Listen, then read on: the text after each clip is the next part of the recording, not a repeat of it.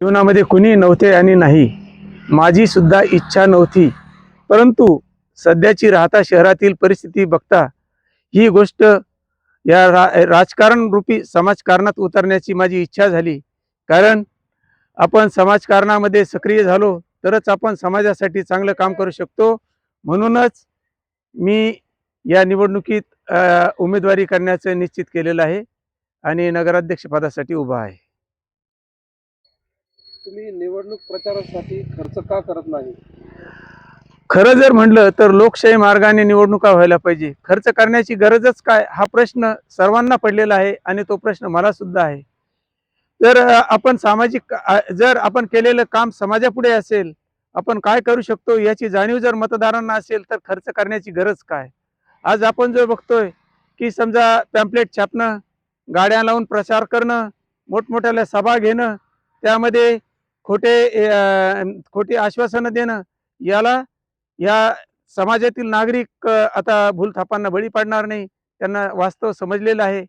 आणि हे सगळं असताना मला असं वाटतं की आपण ह्या सर्व काही गोष्टी करण्याची गरज नाही. म्हणून मी घरोघर प्रत्येक मतदारापर्यंत सायकलवर पोहोचण्याचा प्रयत्न करतो.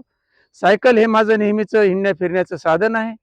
मी आजही जसं अ, या गावातील नागरिकांना हिंडता-फिरता सायकलवर उपलब्ध होतो, तसंच मला संधी भेटल्यानंतर पुढील 5 वर्षसुद्धा मी या राहता शहरातील नागरिकांच्या समस्या पाहणार, प्रत्येकाच्या गाठीभेटी घेणार आणि राहता शहराचा विकास करणार हे माझं मिशन आहे. तुम्हाला राहत्यातील मतदारांविषयी काय वाटते?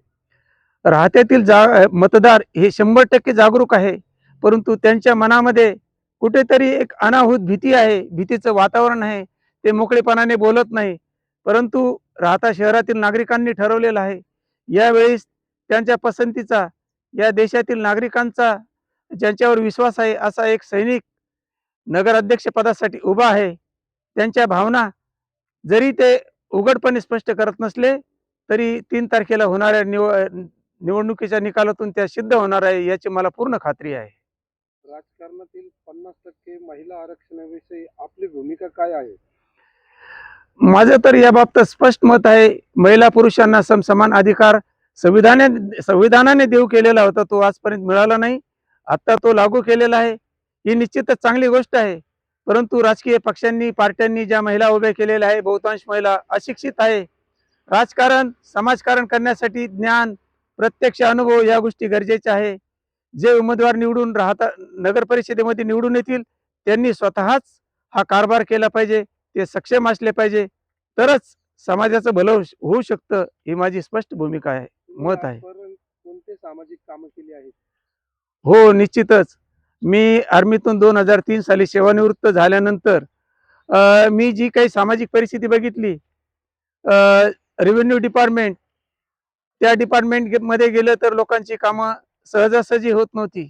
तहसील कार्यालय असो, तलाठी कार्यालय असो, इरिगेशन डिपार्टमेंट असो, माझ्या मनातली खदखद मी इरिगेशन डिपार्टमेंट असो की तहसील कार्यालय, तलाठी कार्यालय असो, या कार्यालयांना निषेध म्हणून कुलूप लावून मी ती खदखद व्यक्त केली. त्यानंतर राहता शहरामध्ये हा जो कॅनॉल वाहतो, गोदावरी उजवा कालवा, 2018 मध्ये या साधारणतः 4 किलोमीटर कॅनॉल हा मी, माझे सहकारी, या परिसरातील नागरिक यांच्या सहकार्यातून ट्रॅक्टरने नांगरून त्याची माती फाकवली.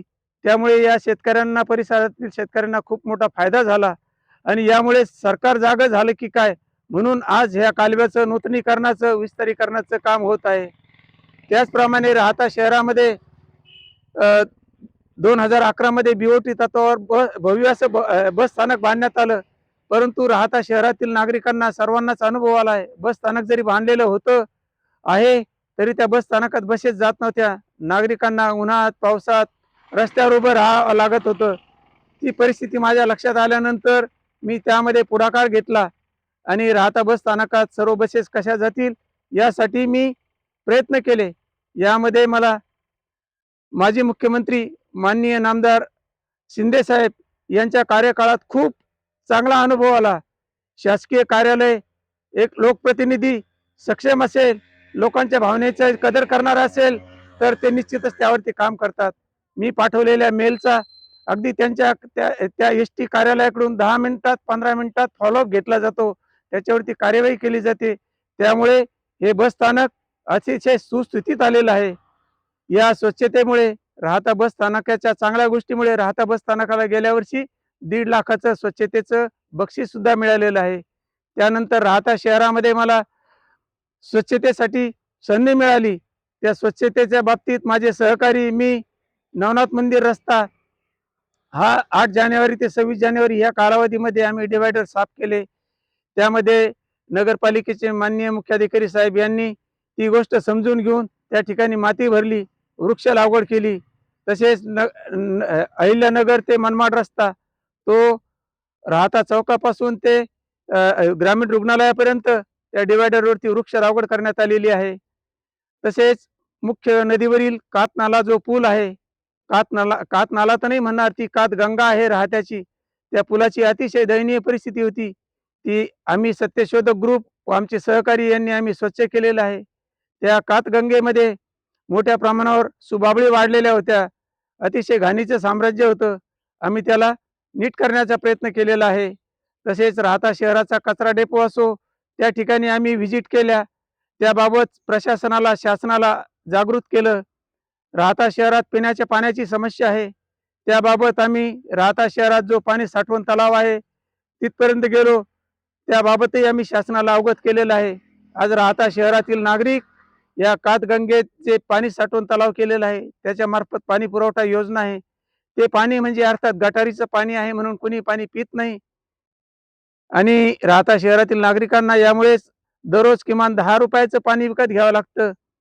तर अशा वर्षाकाठी प्रत्येक कुटुंबाला 3,650 रुपयाचा खर्च होतोय. या सर्व गोष्टी आम्ही बघितलेल्या आहे आणि अशा अनेक गोष्टी राहता शहरात करता येण्यासारख्या आहे. त्या करण्याचा आमचा मानस आहे. राहता नगराध्यक्षपदी आपण निवडणूक जिंकल्यास आपण काय करणार? हो, नक्कीच. राहता शहरामध्ये स्वच्छता प्रायोरिटी 1. राहता शहरात घंटागाडीचं नियोजन असं करणार की वेळापत्रक जशी नियोजित वेळेवर रेल्वे येते आणि सुटते त्याप्रमाणे राहता शहरातील घंटा गाड्यांचं नियोजन केलं जाईल. राहता शहर 100% स्वच्छ होईल. त्यानंतर राहता शहरातील नागरिकांना पाणी साठवण तलावातून शुद्ध पिण्याचं मोफत पाणी मिळेल. त्यासाठी मी नागरिकांकडे 1 वर्षाचा कालावधी मागतो. मी नक्कीच शासनाकडे या गोष्टीचा पाठपुरावा करून मी राहता शहरातील नागरिकांना पिण्याचं पाणी उपलब्ध करून देईल.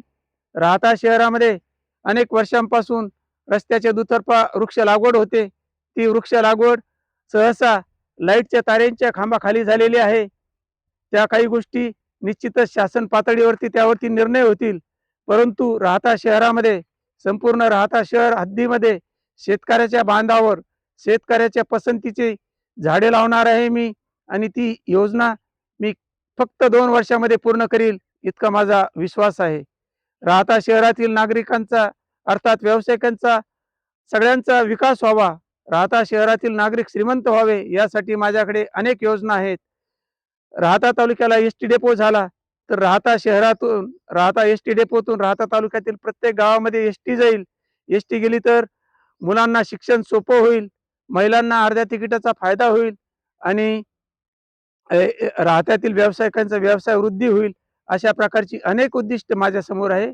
वेळेच्या अभावाने मी हे आपणास सांगू शकलो नाही. तरीही मी हे सर्व काम पूर्ण करू शकतो.